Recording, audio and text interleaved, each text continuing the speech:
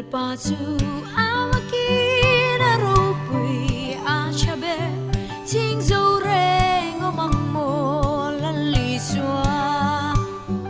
midelte nan muta bengong tenan lo shata kalalpa iswahi amoy be lalpatu amaki na ropui achabe ting ngomong mo laliswa mideltenan muta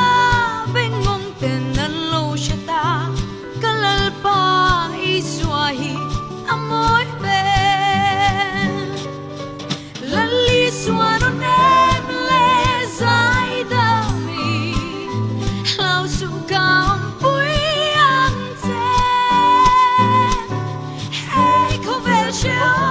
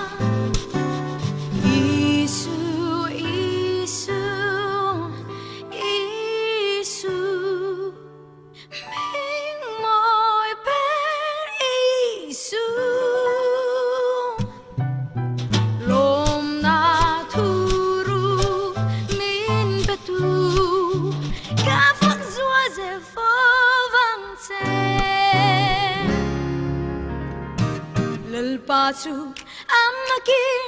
aropui achabe ting zore omang mo laliswa